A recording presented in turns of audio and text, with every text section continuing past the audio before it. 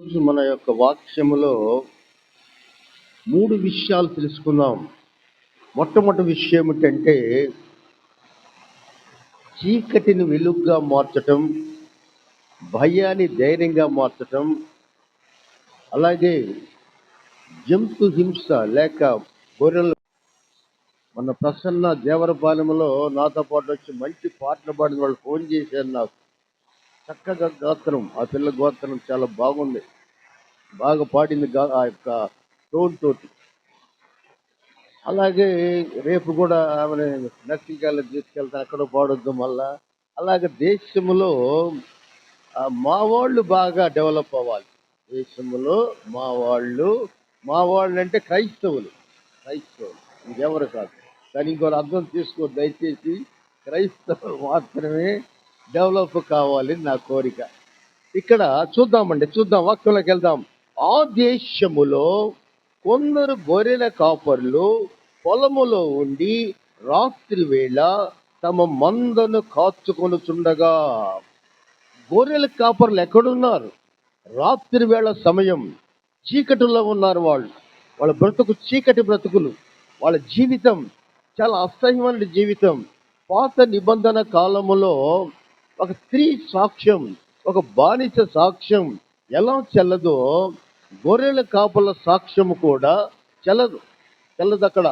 కాబట్టి వీళ్ళు ఎలా జీవిస్తూ ఉన్నారంటే చాలా చాలా తక్కువగా జీవిస్తూ ఉన్నారు. వారిని, చీకటిలో ఉంటే గొర్రెల కాపల్ని వెలుగులోకి తీసుకురావడానికి యేసు ప్రభు ఈ లోకములో జన్మించాడు. యేసు ప్రభు ఈ లోకములో ఎందుకు జన్మించాడంటే, ఎందుకు గొర్రెల కాపల్ని ఎన్నుకున్నాడు? దేవదూతల ద్వారా గొప్పోళ్ళకి, గనులకు ఆయన వాక్యం చెప్పలేదు. అందుకే యేసు ప్రభు ఒక మాట అంటున్నాడు. లూకా సువార్త 4వ అధ్యాయం 18వ వచనం. లూకా సువార్త 4వ అధ్యాయం 18వ వచనం. ప్రభు ఆత్మ నా మీద ఉన్నది, బీదలకు సువార్త ప్రకటించుటకై ఆయన నన్ను అభిషేకించెను. అందుకే మనం ఏం చేస్తామంటే క్రిస్మస్ సమయంలో ప్రేమ విందులు చేస్తూ ఉంటాం. ప్రేమ విందులు చేస్తామంటే పేదవారికి అన్నం పెట్టి వాక్యాన్ని బోధించాలని ఉద్దేశంతో ప్రేమ విందులు చేస్తూ ఉంటాం. అందుకే యేసయ్య ఇక్కడ ఎవరిని కోరుకున్నాడంటే గొర్రెల కాపర్లు కోరుకొని వారి చీకటిని వెలుగుగా మార్చటానికి యేసు ప్రభు ఈ లోకానికి వచ్చాడు. వాక్యాన్ని పరిశీలించినట్లయితే ఆ దేవదూతలు ఏమంటున్నారో తెలుసా? వారు మిక్కిలి భయపడిరి. 10వ వచనం, 2వ అధ్యాయం 10వ వచనం. ప్రభు మహిమ వారు చుట్టూ ప్రకాశించినందున వారు మిక్కిలి భయపడిరి. భయం ఎందుకు వచ్చిందో తెలుసా? ఒక పిల్లవాడు తండ్రిని అడుగుతున్నాడు, నానా నువ్వు ఇంత మంచి ఆరోగ్యంలో ఉన్నావు, మంచి హోదాలు ఉన్నావు, నీకు సింహం అంటే భయమా నాన్న? అంటే నాకు భయం లేదు నాన్న. పోనీ ఒక పెద్ద చెరువు నదిలో ఈత కొట్టగలవా? ఒక మొసలు చూసి భయపడతావా? నేను భయపడను నాయన. అలాగే ఎటువంటి పరిస్థితుల్లో కూడా ఒక స్నేక్ బార్లను చూసినా కూడా మీరు భయపడరా డాడీ అంటే, ఎవరికి నేను భయపడను రా, దేవుడు నాకు ధైర్యం ఇచ్చాడు రా డాడీ. ఒక్కటి నిన్ను ప్రశ్నలు ఎందుకు అడిగానో తెలుసా? నువ్వు అమ్మకు భయపడతావు కదా, పులికి భయపడవా? నువ్వు అమ్మకు అమ్మను చూసి కనుక ఉనికిపోతావే, మరి పులి ఏం చేయదా నిన్ను? సింహం ఏం చేయదా? అయ్యేం దానికంటే నీకు క్రూర జంతువు అయ్యా భార్య, నీకు అర్థం కాలే విషయం అని చెప్పి బిడ్డకి ఎలా క్వశ్చన్లు అడుగుతూ ఉన్నాడో, ఆ భయం అనేది ఎలా ఉంటుందంటే భయంకర రీతిలో ఉంటుంది. ఎలా ఉంటుందో భయం తెలుసా? ఆదికాండం 22వ అధ్యాయం 7వ వచనం చూద్దాం. ఆదికాండం 22వ అధ్యాయం 7వ వచనం. ఇస్సాకు తన తండ్రి అయిన అబ్రహాముతో నా తండ్రి అని పిలిచెను. అందుకు అతడు ఏమి నా కుమారుడా అనెను. అప్పుడు అతడు నిప్పును కట్టెలను ఉన్నవి కానీ దహన బలికి గొర్రె పిల్ల ఏది? అప్పుడు అబ్రహాం ఏమంటున్నాడంటే అవన్నీ కూడా దేవుడు చూసుకుంటాడు. పిల్లవాడు భయపడుతూ ఉన్నాడు. ఎలా భయపడుతున్నాడు? తర్వాత కట్టెల మీద ఇస్సాకును పడుకొని పెట్టిన తర్వాత తన తండ్రి కత్తి పైకెత్తినప్పుడు భయపడ్డాడు. కానీ దేవుడు ఏం చేశాడంటే, అబ్రహామా ఆగుము, నీ కుమారుని చంపవద్దు, పొదల్లో ఒక పొట్టేలు ఉంది, దాన్ని వధించి నా మాటను అంగీకరించినట్లయితే నీ సంతానాన్ని ఇసుక రేణు వలె నేను వృద్ధి చేస్తాను. అంటే భయములో ప్రేమ ఉంది, భయములో ఆప్యాయత ఉంది, భయములో గొప్పతనం కూడా ఉంది. భయం అనేది మనం చూస్తే కీర్తనాకారుడు కీర్తన గ్రంథం 34వ కీర్తన 4వ వచనం, కీర్తనల గ్రంథం 34వ కీర్తన 4వ వచనం, నాకు కలిగిన భయములంట్లో నుండి ఆయన నన్ను తప్పించను. చూద్దాం మోషే 30 లక్షల మంది ఇశ్రాయేలుని ఎర్ర సముద్రం తీసుకెళ్ళాడు. ఎర్ర సముద్రం నీళ్లు ఎర్రగా ఉంటాయా నల్లగా ఉంటాయా? ఐడియా ఉంది మనకేం తెలుసా? వాళ్ళ జ్ఞానం ఉంటే ప్రశాంతంగా ఇవ్వండి. ఎర్ర సముద్రం నీళ్ళు ఎలా ఉంటాయి? ఎందుకు ఎర్ర సముద్రం నీళ్ళు ఎర్రగా ఉంటాయా తెల్లగా ఉంటాయా? ఎట్లుంటాయి? ఏముండవు. లోపల వజ్రాలు ఉంటాయి ఆ సముద్రంలో. ఆ వజ్రాలు, ఎరుపు వజ్రాలు ఎక్కువ ఉంటాయి కాబట్టి దాని కాంతికి నీళ్లు ఎర్రగా కనిపిస్తాయి. ఒక స్ఫటికం లాగా ఉంటాయి చూడండి, అవి దానికి పవర్కి ఆ నీళ్ళు ఎలా ఉంటాయి? ఎర్రగా కనిపిస్తాయి. అంతేగాని ఎర్ర నీళ్ళు కాదు, అది ఆ యొక్క షేడ్ అలా ఉంటుంది అనమాట. ఇక్కడ మనం వెళ్ళినట్లయితే మోషే తన జనాన్ని తీసుకొని వెళ్ళి అక్కడ ఎర్ర సముద్రం నిలబడతాడు. వెనక ఫరో తరుముకుంటూ వస్తున్నాడు. ఇశ్రాయేలు భయపడుతున్నారు భయంకరంగా. హాయిగా ఈజిప్టులో ఉన్న, ఐగుప్తులో ఉన్న హాయిగా జీవించోళం కదా, ఈ ఎర్ర సముద్రంలో మమ్మల్ని చంపాలని తీసుకొచ్చావా అని మాటి గొలుగుతూ ఉన్నాడు. ఇక్కడ గమనించినట్లయితే భయం వచ్చినప్పుడు మనం ఎలా ఉండాలో తెలుసా? భయం వచ్చినప్పుడు మనం ఎలా ఉండాలంటే ధైర్యంగా ఉండాలి. భయం వచ్చినప్పుడు దేవుని వైపు చూడాలి. సమస్యని చిన్నదిగా చూడాలి, దేవుణ్ణి హెచ్చుగా చూడాలి.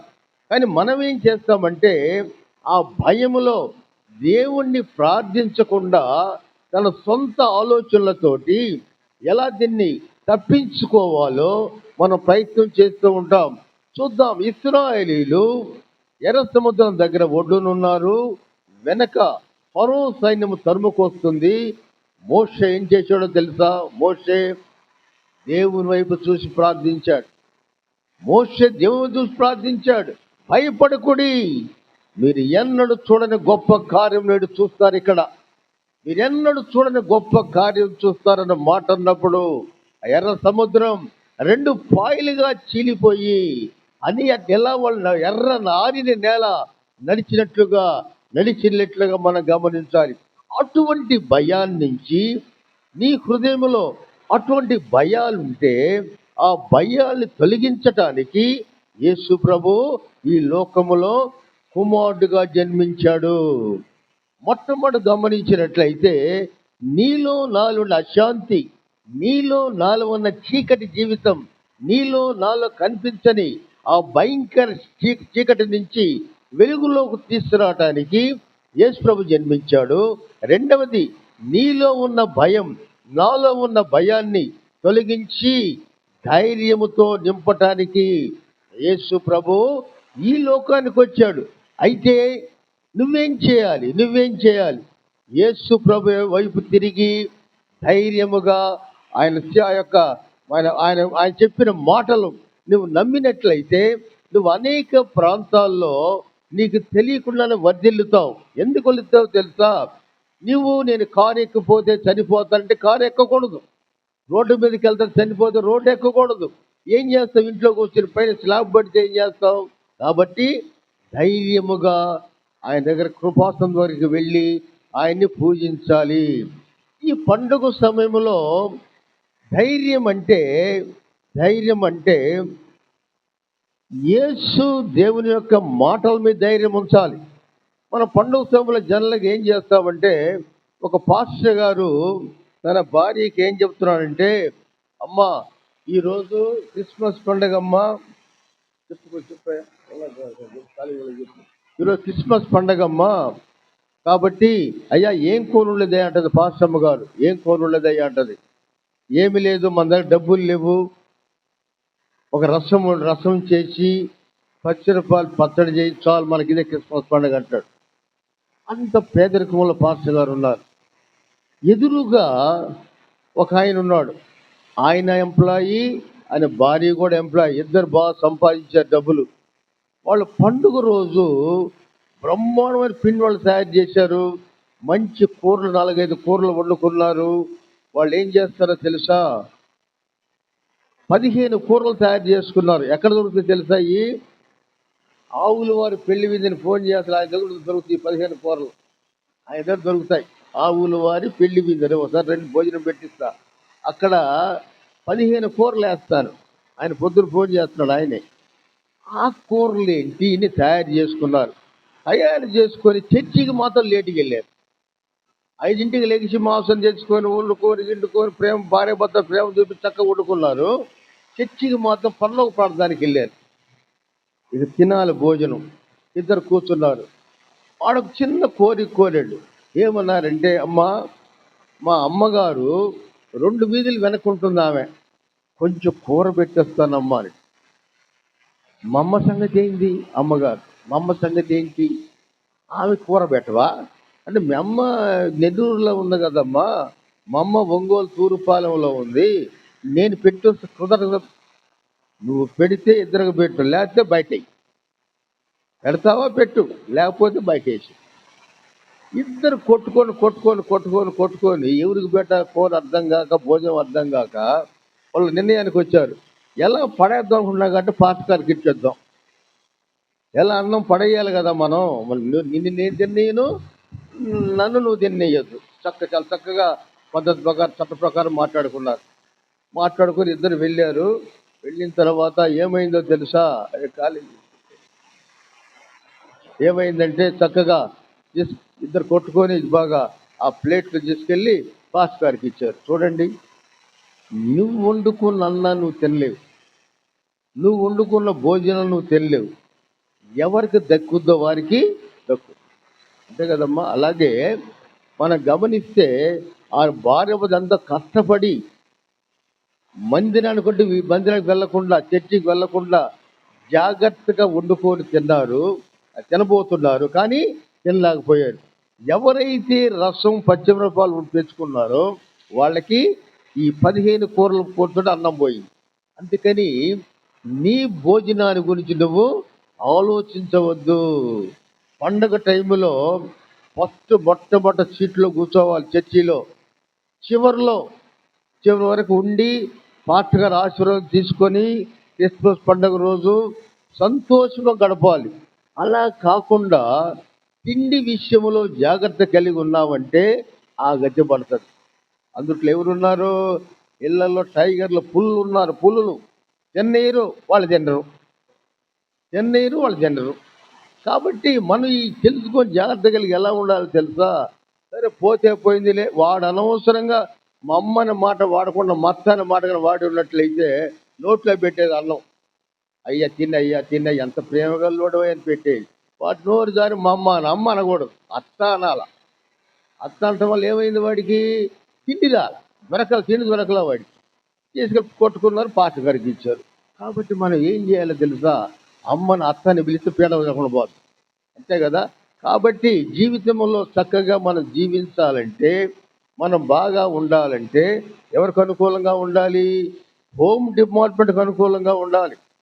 హోమ్ డిపార్ట్మెంట్కి అనుకూలంగా ఉండి అన్ని పనులు కానీ చేస్తే మా ఆయన ఎంతో మంచివాడు, మంచి పేరు గల్లవాడు. అలా కాకుండా ఇంకో రకంగా చేసామనుకో, ఈయనకి ఏం పని కాలేజీలో వెంబడి తిరగటం, వాక్యాలు చెప్పడం అంటారు. అందుకని నేను మాత్రం ఈ తెలివిగా ప్రవర్తిస్తా. కాస్త తెలివి ఉంది నా దగ్గర. తెలివి ప్రవర్తించి అంత ఆన్లైన్లో చేసుకుంటా, అన్ని ఆన్లైన్లో. కాబట్టి అక్కడ ఏమైంది? చర్చికి వెళ్ళకుండా వాడు అంత కష్టపడి వండుకున్న అన్నం ఏమైంది? పాస్టర్ గారికి వెళ్ళిపోయింది. ఇట్లా మనం ఏంటంటే కుటుంబంలో కూడా ధైర్యం కలిగి ఉండాలి. ఎలా ఉండాలి తెలుసా? ఈ వాక్యం రాత్రి నా భార్యకి చెప్పాను. బైబిల్ చేతిలో ఉంది. ఇదే వాక్యం రాత్రి నా భార్యకి చెప్పాను. నా భార్య చక్కగా ఎక్సలెంట్ రాస్తుంది రైటింగ్. ఆమె రాసిన రాత ఇదంతా బాగా రాస్తుంది రాజ్యంగా. రాత్రి చెప్పాను ఈ మాటల్ని ఆమెకు రాత్రి. అయితే ఏంటంటే గమ్మత్తు మేనత్త కూతురు గారు పట్టించుకోదు అది. కాబట్టి కొన్ని విషయాలు మనం మాట్లాడకూడదు. కాబట్టి దేవుడు ఏం చేస్తున్నాడంటే ధైర్యం వహించండి, భయపడవద్దు. ఈ మూడో విషయం మాత్రం చాలా గొప్ప విషయం. ఏమిటంటే పస్కా పండుగ నాడు ఏం చేస్తారంటే గొర్రెలను వధిస్తారు. కొన్నిసార్లు ఈ బలులు అనేవి ఎందుకు దేవుడు అంగీకరించకపోవడం కారణం ఏమిటంటే లూకా సువార్త 13వ అధ్యాయంలో ఒక ఘోరం జరుగుద్ది.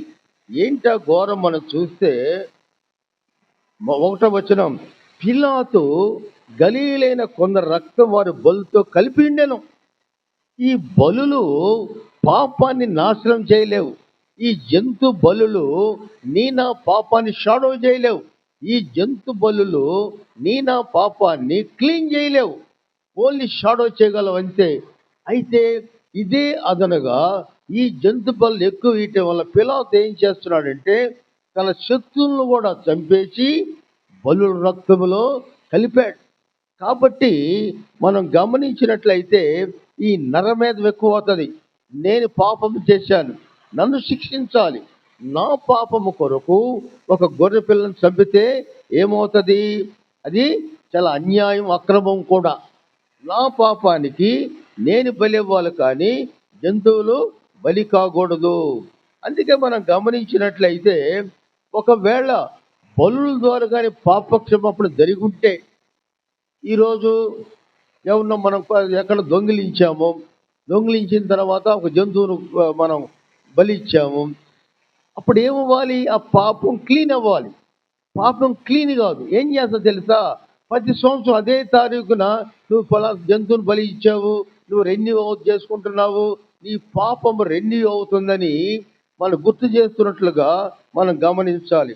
మనం గమనించినట్లయితే ఈ యొక్క జంతు బలులు పాపాన్ని షాడో చేస్తాయి, కానీ పాపాన్ని క్లీన్ చేయలేవు. అయితే గొర్రెల కాపర్ల బాధ ఏమిటో తెలుసా?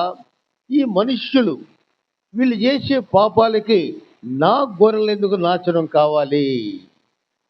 పస్కా పండుగ నాడు కానీ ఇంకా ఏ పండుగనైనా సరే ఇశ్రాయేలు దేశములో అనేక జంతువులు జరుగుతున్నాయి.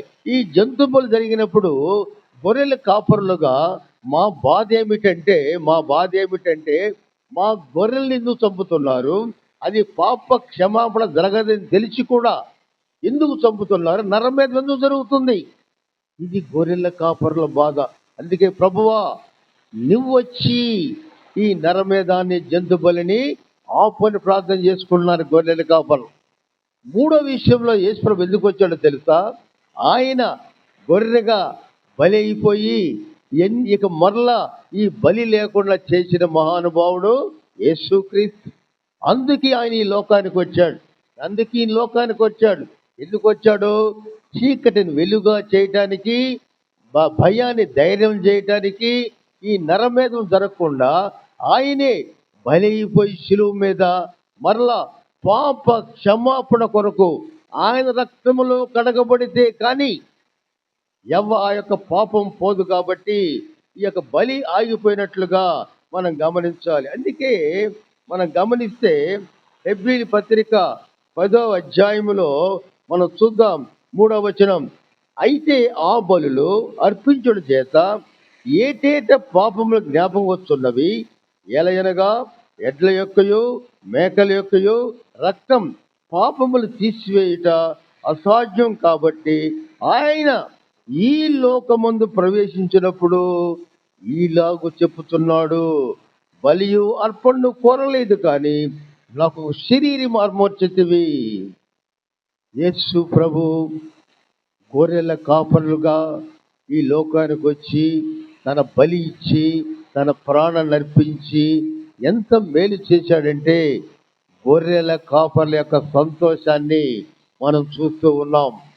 మనం చేసే పాపాలకి, మనం చేసే శిక్షకి మనం శిక్ష అనుభవించాలి, కానీ గొర్రెల కాపర్ల యొక్క శిక్ష అనవసరం. కాబట్టి జంతు బలి లేకుండా ఆయనే ఒక ఒక జంతువుగా లేక ఒక గొర్రెగా ఆయన శిలువ మీద తన ప్రాణాన్ని అర్పించి గొర్రెల కాపర్ల యొక్క సంతోషాలు మిగిలించినట్లుగా యేసు ప్రభువు ఈ లోకానికి వచ్చాడు.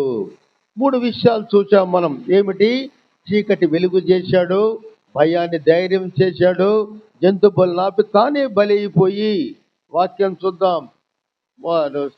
తిమోతి రాసిన మొదటి పత్రిక చూద్దాం. తిమోతి రాసిన మొదటి పత్రికలో చక్కగా ఆ మాట వ్రాయబడింది. తిమోతి రాసిన మొదటి పత్రిక మొట్టమొదటి అధ్యాయం 15వ వచనం. మొట్టమొదటి అధ్యాయం 15వ వచనం. పాప క్రీస్తు యేసు లోకమునకు వచ్చెను అని వాక్యం నమ్మదగినయు పూర్ణంకరమైనదని అట్టి వారిలో నేను ప్రధానుడును. ఇక్కడ యేసు ఒక రాజ్యం స్థాపించబోతున్నాడు. మానవుల రాజ్యాలు కొంతకాలం ఉంటాయి, కానీ యేసు ప్రభు స్థాపించే రాజ్యం అంతము లేనిది. లూకా సువార్త 1వ అధ్యాయం 38వ వచనం. లూకా సువార్త 1వ అధ్యాయం 38వ వచనం. ఆయన రాజ్యము అంతము లేనిది. అందుకే యేసు ప్రభు ఏమంటున్నాడో తెలుసా? ఆయన తన ఇంటిలోనికి మనల్ని ఆహ్వానిస్తున్నాడు. ఆదామును వెళ్ళగొట్టిన తర్వాత యేసు ప్రభు తన రక్తాన్ని చిందించి ఆయన ఏం చేస్తున్నాడో తెలుసా? మనందరినీ కూడా ఇంటిలోనికి ఆయన ఆహ్వానిస్తూ ఉన్నాడు. ఎలా ఆహ్వానిస్తూ ఉన్నాడు? నువ్వు నా బిడ్డవి, నువ్వు నా గొర్రెవి, నేను నీ కోసం ఈ లోకానికి వచ్చాను కనుక మీరందరూ కూడా ఆయనతో పాటు ఉండాలని ఆయన ఆహ్వానిస్తూ ఉన్నాడు. ఆయన ఇంటిలో ఏముంటది? యేసు ప్రభు ఇంటిలో ఆశీర్వాదం ఉంటుంది. యేసు ప్రభు ఇంట్లో రక్షణ ఉంటుంది. ఎందుకంటే ఆయన కింగ్డమ్ ఆఫ్ గాడ్. మనం చూద్దాం. కొలసీల పత్రిక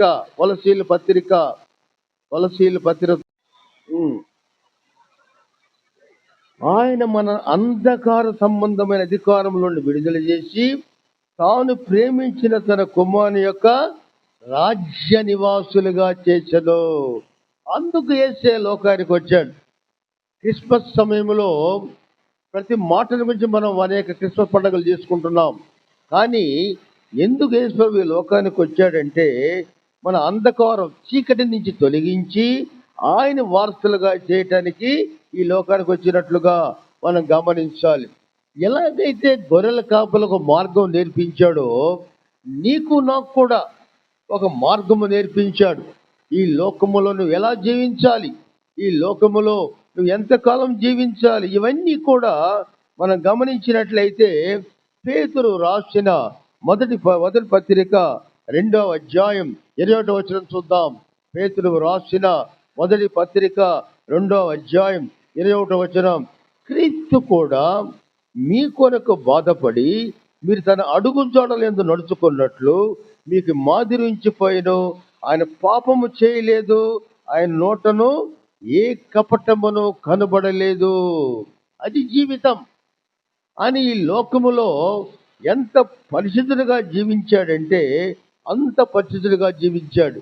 నీ కొరకు, నా కొరకు మన సృష్టికర్త మానవ కుమారుడుగా ఇక్కడికి వచ్చాడు. అయితే మనం ఏం చేసామో తెలుసా? చూద్దాం. యోహాను సువార్త 1వ అధ్యాయం 10-11 వచనాలు చూద్దాం. యోహాను సువార్త 1వ అధ్యాయం 10-11 వచనాలు చూద్దాం. ఆయన లోకములో ఉండెను, లోకం ఆయన మూలముగా కలిగను, కానీ లోకం ఆయనను తెలుసుకొనలేదు. ఆయన తన స్వకీయుల వద్దకు వచ్చాడు, ఆయన స్వకీయులు ఆయనను అంగీకరింపలేదు. ఎంత భయంకరమైన సిచ్యువేషన్ చూడండి. దేవుడు మానవుడుగా, మనిషిగా నీ కొరకు, నా కొరకు ఈ లోకానికి వస్తే మనం ఏం చేసామో తెలుసా? ఆయన్ను దగ్గరకు రానివ్వలేదు. తన జీవితములో ఎన్నడూ కూడా ఆయన పాపం అంటే తెలియదు. అలాగే ఆయన ఎలా జీవించాడో మనం చూసినట్లయితే చక్కటి మాట ఒకటి బైబిల్ గ్రంథంలో ఏం రాసిందో చూద్దాం. ఆయన తన తండ్రి మాటని ఎలా ఆయన గ్రహించడం మనం చూస్తే, తండ్రి ఏమి చెప్పానో కుమారుడు అదే చేసెను. తండ్రి కొడుకుల సంబంధం, తండ్రికి ప్రార్థించటం, తండ్రి ఇష్టానుసారముగా ఆయన జీవించటం, తండ్రితో ఎలా మెలగాలి, ఎలా ఆయన గొప్ప తండ్రిగా గొప్ప కుమారుడుగా ఉన్నాడు, ఆయన ఎవరో ఆయనకి తెలుసు. అయితే తన 30 సంవత్సరాల వరకు తన కుటుంబాన్ని పోషించాడు.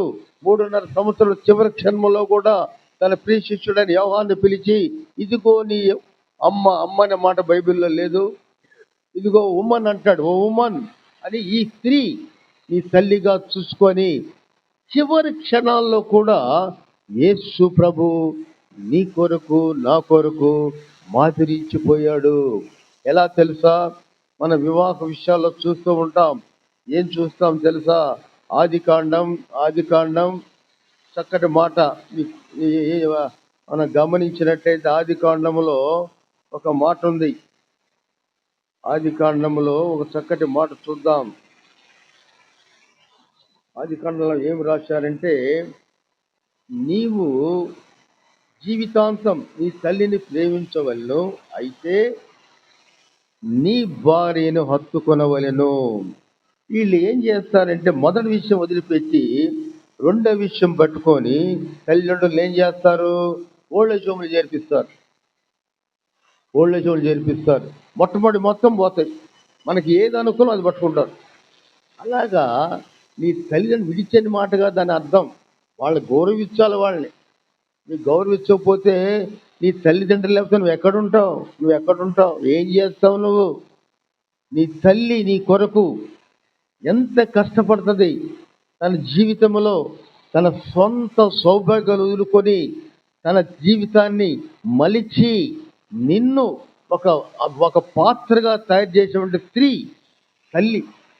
ఎవడైతే తల్లిని తండ్రులను గౌరవిస్తారో వాడు దీర్ఘాయుష్మంతుడు అవుతాడు.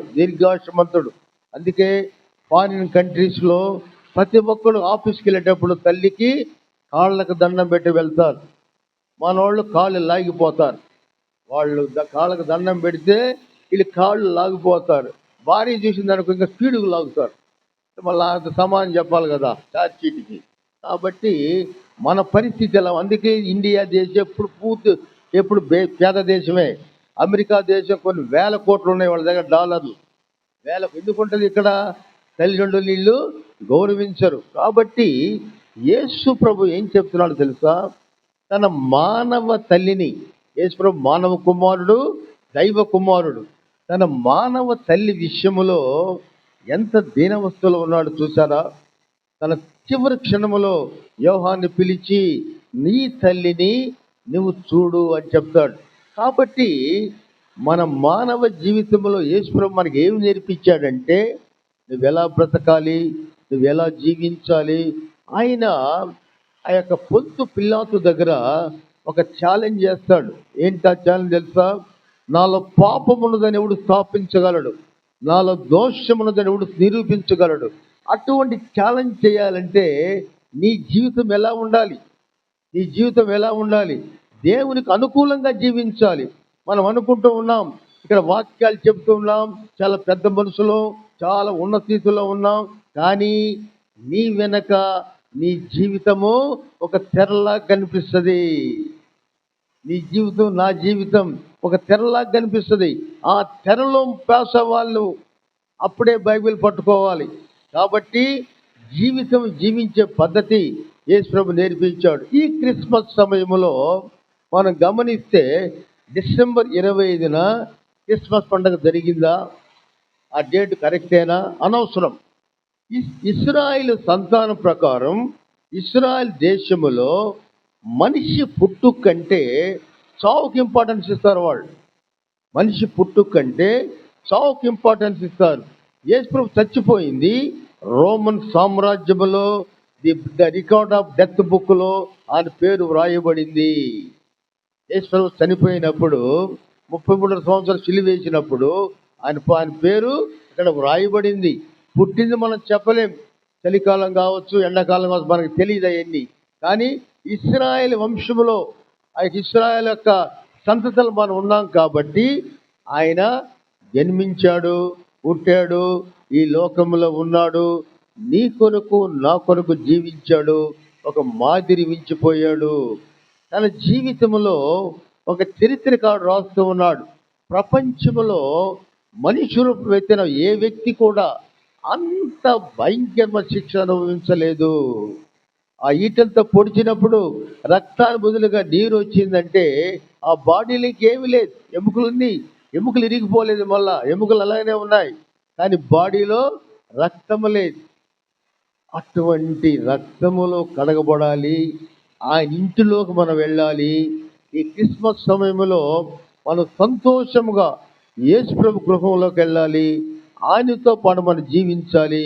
ఇక్కడ మనం గమనించినట్లయితే గొర్రెల కాపరులు ఏం చేశారంటే 2వ వచనం 2 త్వరగా వెళ్ళి, ఒక విషయం జరిగింది. ఏంటి ఆ విషయం? దేవదూతలు వచ్చి యేసు ప్రభు జన్మించాడు అని చెప్పినప్పుడు త్వరగా వెళ్ళి వాళ్ళు ఏం చేశారో చూసా, ఆ శిశువును చూచారు. త్వరగా అర్జెంటుగా దేవుని పనిని ఎలా చేయాలి తెలుసా? అర్జెంటుగా చేయాలి, లేటుగా చేయకూడదు. త్వరగా వెళ్ళారు. అది కూడా కాకుండా వాళ్ళు ఏం చేశారో తెలుసా? ప్రకటన పనిలో నిమగ్నమయ్యారు. తాము చూచిన వాటిని, కన్న వాటిని అనేకులకు చెప్పి రక్తాపరాధ శిక్ష తప్పించుకునిరి. మనము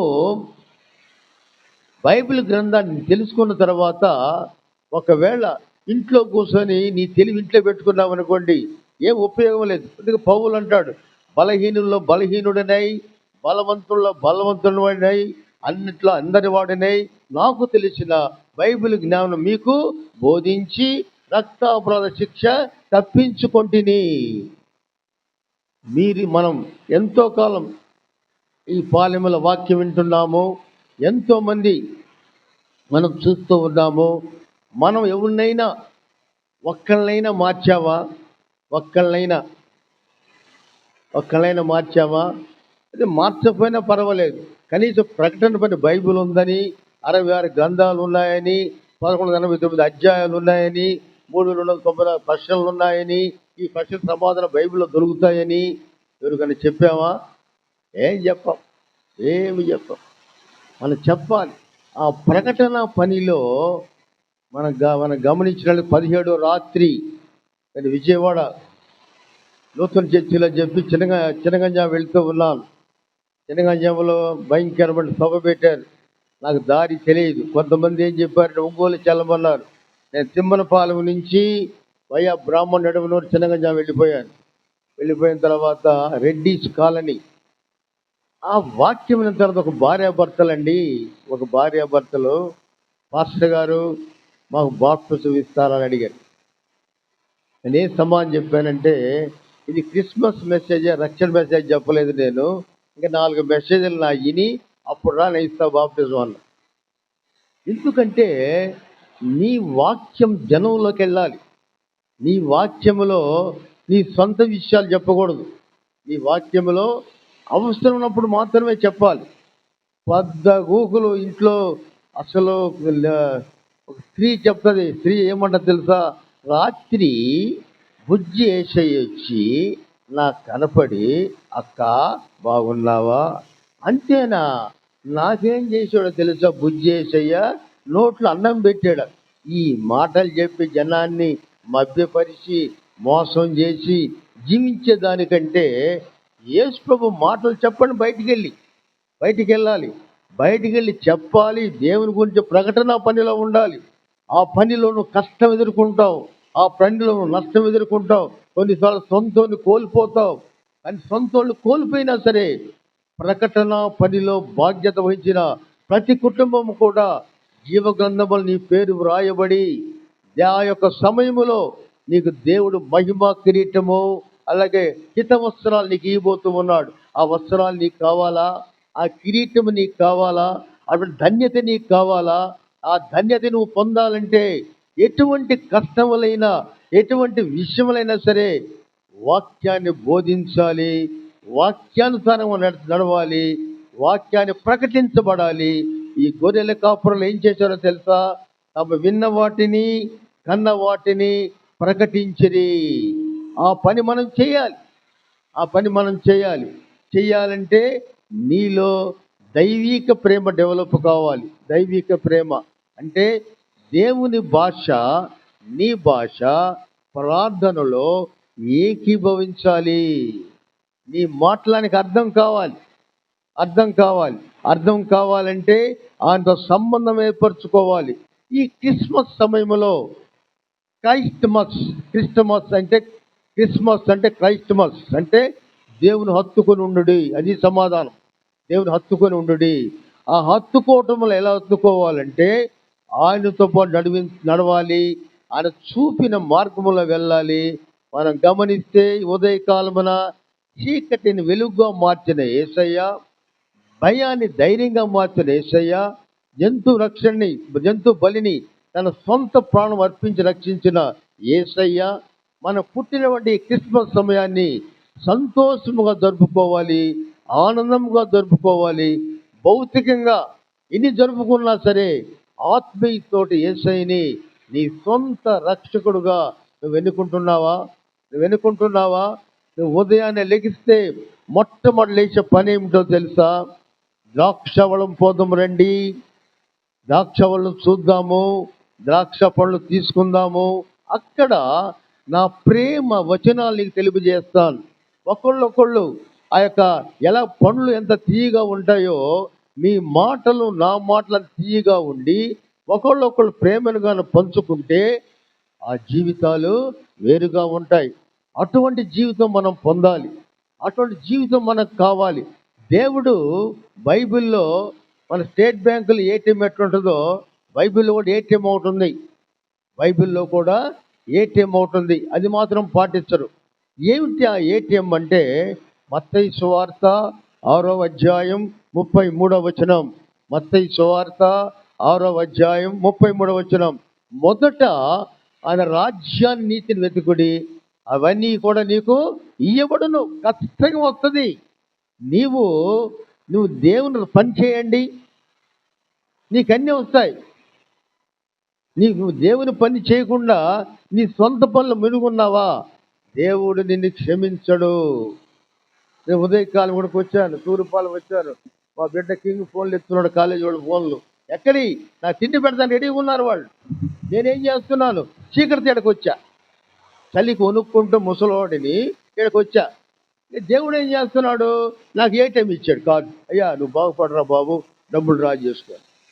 అట్లా నువ్వు కానీ దేవుని పని కానీ చేస్తే దేవుడు హిపోక్రసీ ఈజ్ వెరీ